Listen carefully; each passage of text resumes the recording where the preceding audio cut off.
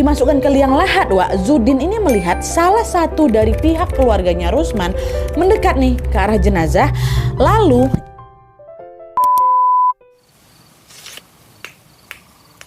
Hai, wassalamualaikum warahmatullahi wabarakatuh. Terima kasih sudah klik video ini. Oke, Wak, jadi di malam ini aku akan kembali lagi menceritakan kisah horor Wawa part 196. Dan malam ini aku senang kali karena ada Wawa yang menceritakan tentang urban legend dari Malaysia, Wak. Yaitu tentang hantu kayong atau hantu bangkit. Kata Wawa kita ini, Wak, sosok hantu kayong ini masih terus menghantui masyarakat Malaysia katanya. Khususnya masyarakat Sarawak sampai dengan hari ini. Dan di kisah ini, Wak, nggak cuma satu orang yang diteror, satu kampung diteror sama hantu kayong nih. Nah, penasaran hantu seperti apa dia? Biar aku nggak terlalu banyak spoiler, aku langsung masuk aja ke ceritanya ya. Check it out.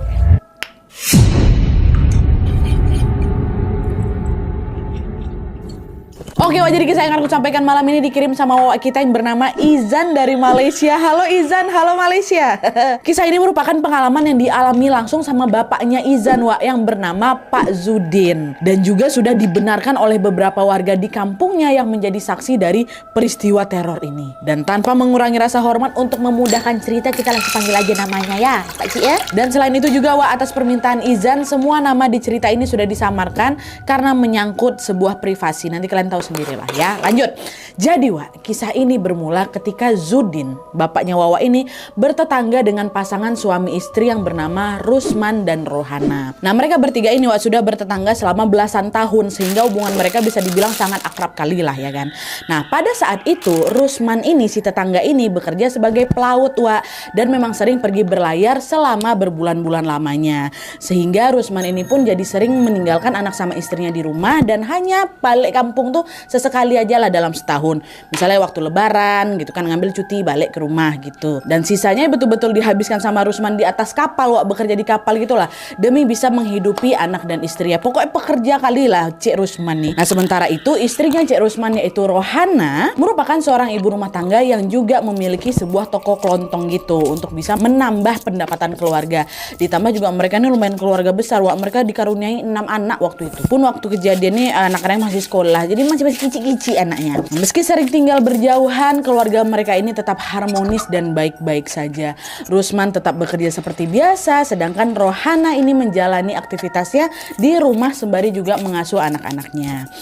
Sampailah pada suatu waktu, Wak, keluarga tetangganya bapak ini atau Rusman dan Rohana ini mulai ditimpa suatu musibah karena Cik Rusman mendadak jatuh sakit. Waktu itu ceritanya Pak Rusman ini lagi bekerja kan, tiba-tiba drop gitu. Dan setelah diperiksa nggak ada yang tahu nih, Wak, penyakit apa yang lagi diderita sama Pak Rusman. Tapi yang jelas badannya yang dulunya kekar, tegap gitu kan, secara perlahan-lahan berubah menjadi kurus, kering kali karena digerogoti sama penyakit misterius ini. Dan selain itu yang diketahui sama warga, Wak, wajahnya Pak Rusman ini juga sudah mulai menyeramkan. Matanya tiba-tiba macam membesar gitu, macam mau keluar dari kelopak itu, tiba-tiba kayak gini. Dan seiring berjalannya waktu, Cik Rusman ini juga udah mulai sering berbicara ngelantur, Wak, hingga tidak ada satu orang pun yang paham apa yang dicakap tuh. Nah, mendapati suaminya yang sakit secara misterius kayak gitu, Rohana sang istri pun jadi khawatir lah kan. Dia udah berusaha tuh membawa Cik Rusman ini berobat kemana-mana, mulai dari klinik, dokter spesialis, bahkan ke berbagai pengobatan tradisional, Wak. Tapi itulah dia, sayangnya semua upaya itu belum membuahkan hasil. Kondisi Cik Rusman ini justru semakin hari semakin parah kan. Dan waktu itu sempat tuh terbersih sama Rohana, sempat curiga juga dia, apa jangan-jangan suami aku nih kena penyakit kiriman gitu ya. Tapi agak nggak mungkin juga, suami aku nih orangnya nggak neko-neko kok, jadi nggak mungkin dia ini punya musuh, nggak mungkin dia ini sampai bermasalah sama orang lain, dia ini orang baik. Itu keyakinan istrinya, Wak. Warga pun juga beranggapan kayak gitu, nggak ada yang nggak suka sama Cik Rusman nih. Di situ Rohana hanya bisa berdoa supaya penyakit suaminya ini segera diangkat. Tapi sayangnya harapan itu tidak terwujud, Wak, karena pada suatu hari Cik Rusman dinyatakan meninggal dunia.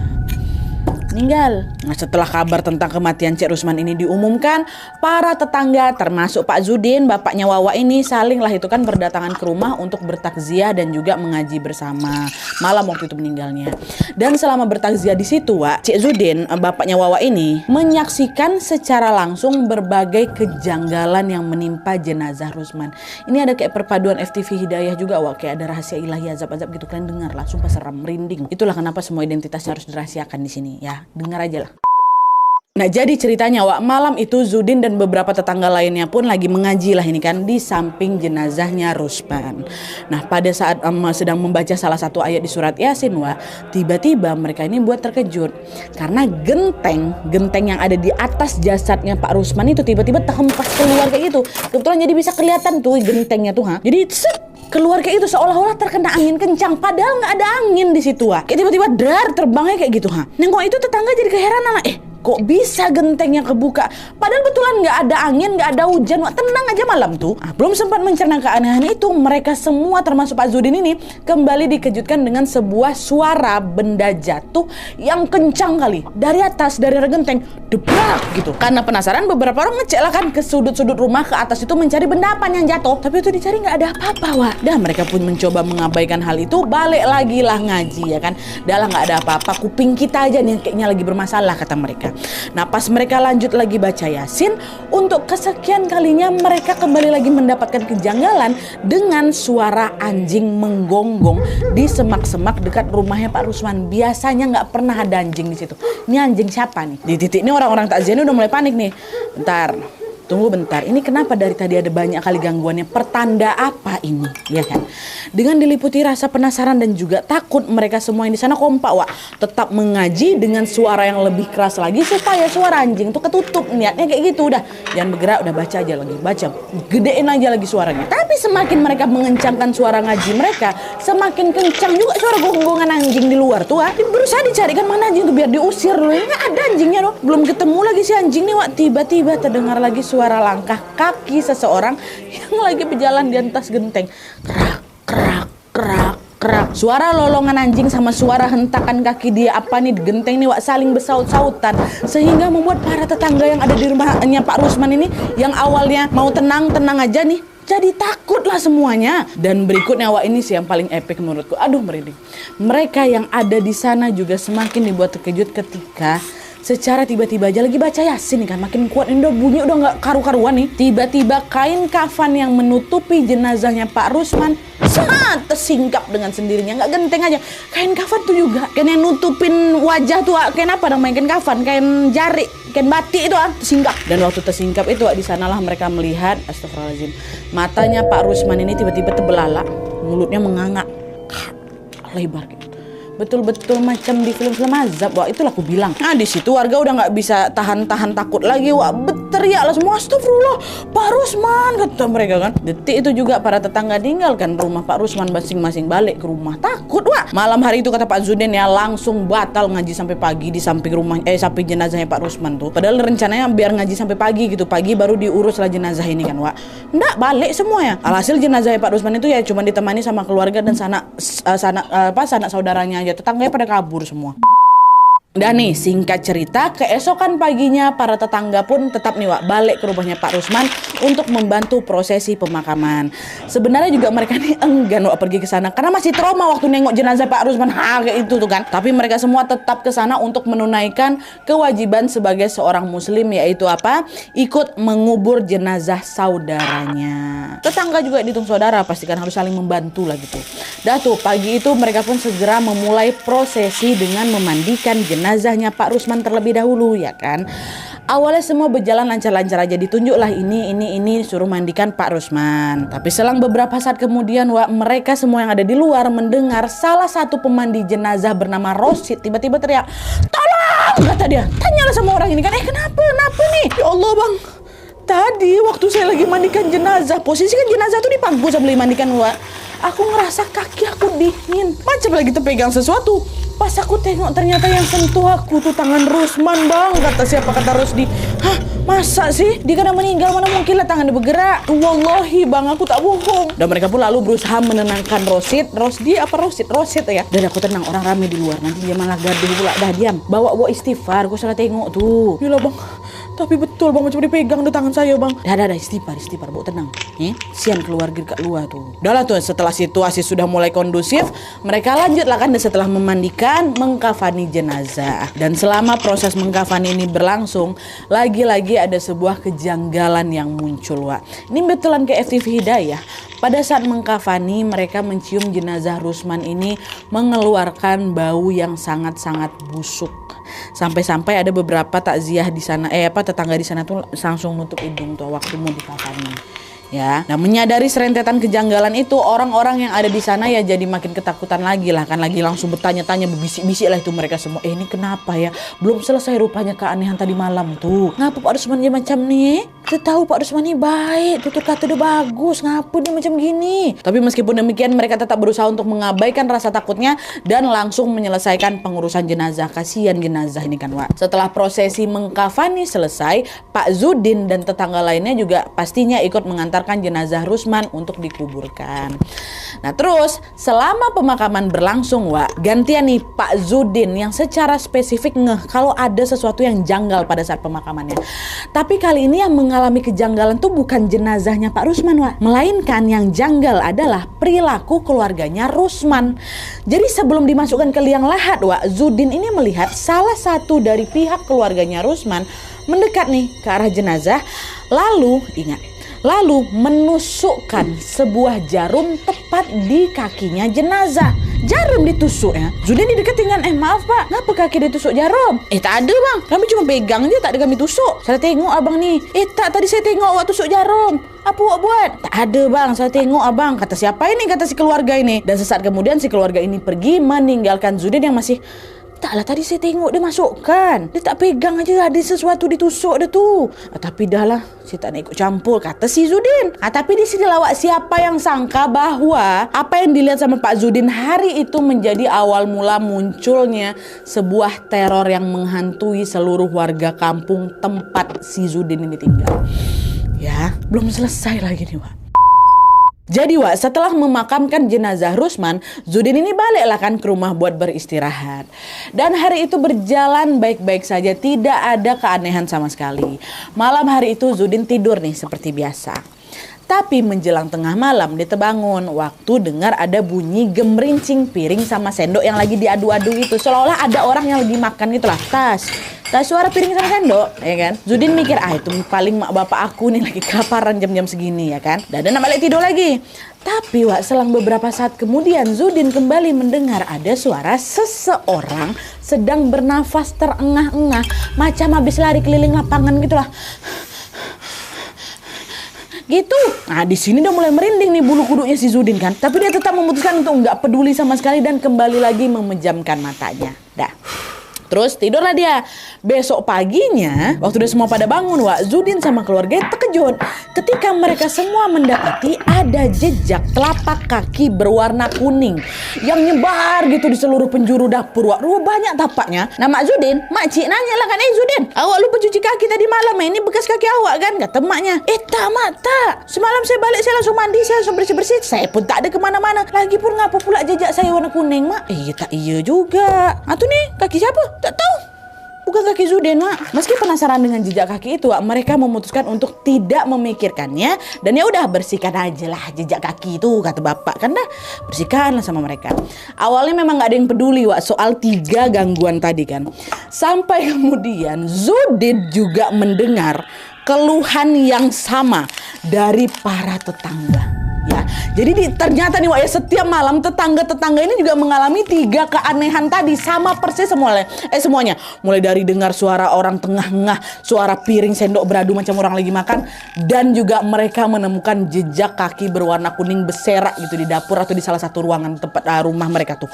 Kan tak mungkin ini kebetulan kan, Wak. Langsunglah berpikir warga kampung di situ, ini fix nih, ada yang tak betul nih. Oh ya udah kalau kayak gitu kita cari tahu aja nih dari mana suara-suara itu berasal. Kan gangguannya pertama dari suara nih, Wak. Kaki memang dapat dari suara dulu kan, ada suara orang ngah-ngah sama suara piring sendok. Dan akhirnya warga kampung pun janjian lah ini untuk melihat langsung siapa sosok itu ketika suara-suara itu datang. Sebelumnya kan mereka sama-sama ngabaikan nih, ternyata semuanya juga mengalami. Mereka nih ceritanya mau ngejar itu suara, Wak. Ya macam si Zudin tadi, awalnya kan dia kayak ya udahlah itu mungkin suara bapak lagi makan gitu kan. Ini udah nggak lagi, mereka mau ngejar itu suara. Tapi ini di rumah masing-masing, Wak, ya nggak semua janjian satu rumah habis itu nggak, di rumah masing-masing. Pokoknya kalau kalian dengar suara itu kejar suara itu, udah janjian warga ini kan. Sampai akhirnya pada suatu malam, Wak, salah satu tetangganya Zudin namanya Ahmad denger nih ada orang lagi bernapas putus-putus, ya kan persis lah kayak yang tadi ku bilang. Dengar dia. Tapi kali ini ada bedanya, Wak. Ahmad mendengar suara orang ini gak cuma bernapas saja, tapi tiba-tiba ngomong, Assalamualaikum, katanya. Ngucap salam tapi terputus-putus. Pakai penasaran lah si Ahmad kan, dia buka mata, nggak ada tuh di sekeliling kamarnya. Dia cobalah intip dari balik pintu. Dan betapa terkejutnya dia ketika melihat bahwa yang datang pada malam itu adalah Rusman. Rusman yang udah dikuburkan beberapa hari yang lalu tuh bangkit deh dari kuburan. Tau kalian apa nggak gemetar si Ahmad itu kan, takut pingsan si Ahmad. Nah akhirnya singkat cerita kabar tentang Rusman bangkit dari kubur ini pun perlahan tersebar luas lah itu di kalangan masyarakat sekitar kan Wak. Nah karena Rusman ini bangkit dari kubur, akhirnya orang-orang sekitar pun lalu menyebut Rusman sebagai hantu kayong, dimana dalam bahasa Melayu katanya kayong itu artinya bangkit ya. Dan kalian tahu Wak, pada saat itu hampir semua rumah warga kampung sudah didatangi arwah Rusman. Assalamualaikum, ada Rusman tuh ya Allah. Dan selain mendatangi rumah warga Wak, arwahnya Rusman ini katanya juga sering terlihat di tempat-tempat yang sering dia kunjungi semasa hidupnya dulu. Macam kadang di jalan raya, di depan rumah dia sendiri, bahkan di depan surau, depan masjid ada dia tegak di situ. Banyak warga yang tengok Wak. Teror arwah Rusman ini pastinya langsung membuat warga seketika merasa takut keluar rumah kan Wak. Sehingga setelah selesai azan, setelah selesai sholat, mereka semua suasana kampung ini sepi langsung. Nah, tapi di sisi lain Wak, semakin warga kampung ini merasa ketakutan, sosok hantu kayong ini justru semakin berani lagi ganggu mereka. Dari awalnya cuma nampak-nampakin diri aja, dengar suara aja kan, sekarang dia mulai berani usil Wak. Ada yang diusilinnya, siapa yang diusilinnya? Mamaknya Zuden, makcik tuh itulah yang disengin ya. Jadi ceritanya waktu itu udah sore nih, mau menjelang malam lah. Maknya Zuden atau makcik ini lagi mandi. Dia masuk dalam bilik mandi yang terbuat dari ini kayu-kayu gitu kan, kayu susunya. Otomatis kan masih ada kayak celah-celah berlubang gitu Wak. By the way aku belum bilang ya, ini kejadiannya tahun berapa? Tahun ini Wak, 70 sampai 80-an gitu lah, waktu masih bujang Bapak. Ada kan? Lagi mandi lah ini si makcik mandi. Waktu guyurin air ke badannya ini tiba-tiba makcik ini ngerasa kok macam ada orang lagi ngintipin dia gitu. Waktu dia tengok ada, dah dia lanjut lagi mandi, zat. Tapi tiba-tiba makcik ini macam nengok dari ujung mata dia, ada macam tangan masuk dari celah-celah lubang tuh lah. Terus macam mau disentuhnya makcik Wak. Makcik kan apa nih, kurang ajar gue ya. Pas ditengok hilang tangan tuh. Penasaran makcik kan, dia intip lah lewat celah kayu tuh Wak. Di situlah makcik tengok ada tangan siapa tuh, tangan Rusman lah Wak. Kata Rusman, ya Allah, pingsan makcik kat dalam bilik mandi itu. Dan ternyata selain makcik ada juga tetangga lain namanya Nurin. Dia juga pernah diganggu secara fisik sama Rusman ini. Jadi ceritanya waktu itu Nurin ini lagi duduk santai gitu kan kat rumahnya. Dan by the way rumah ini rumah panggung Wak. Lantainya kayu juga, jadi masih ada juga beberapa celah nih. Nah pas lagi duduk santai itulah tiba-tiba Nurin ini ngerasa kayak kakinya tuh kayak ada yang narik gitu. Pas ditengok hilang. Karena penasaran ngintipnya sama macam mak. Waktu ditengok itulah Rusman. Kata si Rusman itu, ya Allah. Yang jelas pada saat itu teror hantu kayong ini berlangsung terus-menerus sampai 30 hari lamanya. Setelah masuk hari 31, hilang gangguan tuh. Betul, hilang. 30 hari mereka diteror, bayangkan sama kalian. Nah sampai sini aku yakin nih pasti diantara kalian banyak yang bertanya-tanya, kok bisa Rusman ini jadi hantu kayong Nadia? Bukannya dia orang baik? Ada apa ini sebenarnya? Kenapa dia dapat rahasia ilahi nih? Nah sekarang kita masuk Wak, ke bagian tentang urban legend ya. Ini aku jelasin sama kalian. Nah jadi Wak, menurut keterangannya Bang Izan, Wawa yang kirim cerita ini, Pak Rusman ini merupakan anak keturunan dari Boyan Kayong. Ya, apa itu Boyan Kayong Nadia? Menurut pengakuannya Bang Izan plus juga artikel yang kami baca Wak, Boyan Kayong ini adalah sebuah perkampungan yang terletak di tanah Borneo atau tanah Kalimantan. Nah, di kampung Boyan Kayong ini ceritanya dulu katanya adalah itu sebuah pohon kedondong tinggi kali, besar kali Wak, besar betul.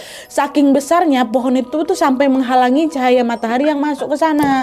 Alhasil suasana di kampung Boyan Kayong itu pun makin hari makin gelap, makin redup, makin gak ada cahaya masuk. Macam mana orang mataharinya aja susah masuk, ditutup sama si pohon kedondong nih. Nah meskipun demikian tidak ada satupun penduduk Boyan Kayong yang berani menebang itu pohon. Kenapa? Karena pohon kedondong itu merupakan pohon yang dihormati dan juga dikeramatkan. Sampai tibalah pada suatu hari di mana ada pemuda yang merasa tidak tahan nih hidup di dalam kegelapan. Akhirnya dia bilang lah sama kawan-kawannya ini kita nggak bisa nih kayak gini terus nih, hidup di dalam kegelapan kayak gini. Udahlah kita tebang aja lah pohonnya yuk, kata gitu. Ah boleh lah, aku juga setuju, aku pun udah tak tahan lagi nih bergelap-gelap kayak gini, aku rindu dengan hangatnya sinar matahari, kata kawan-kawannya kan. Udahlah tuh akhirnya mereka ini ngajak lagi lah pemuda-pemuda lain untuk menebang pohon itu. Sampailah terkumpul sekitar 7 orang. Setelah berkumpul, mereka pun bersama-sama berusaha merobohkan itu pohon kedondong tadi itu Tapi proses penebangan itu ya pasti nggak mudah, Wak. Mereka mengalami beberapa kendala juga tuh. Sampai akhirnya pada hari ke-7 pohon itu pun akhirnya berhasil ditumbangkan. Dan sejak saat itu konon katanya penghuni pohon ini marahlah, lalu mengutuk penduduk Boyan Kayong. Dan isi kutukannya adalah seluruh penduduk Boyan Kayong ini akan mengalami banyak keanehan setelah mati. Dan salah satunya adalah bangkit dari kubur.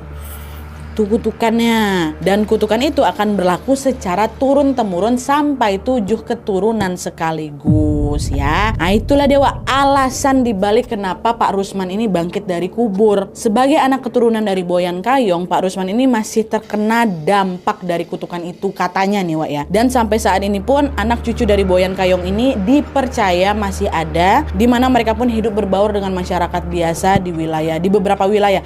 Ada di Pulau Borneo, terus juga ada di wilayah Sarawak, Brunei Darussalam, Kalimantan gitu. Tapi apakah benar demikian? Coba nih wow, dari Sarawak, Brunei, Kalimantan, dari manapun lah kalian, ada nggak bisa kasih penjelasan tambahan soal apa yang aku jelasin tadi soal Boyan Kayong ini? Atau diantara kalian ada yang keturunan Boyan Kayong juga? Apa yang kalian dengar dari leluhur kalian? Tambahin di kolom komentar di bawah, Pak ya.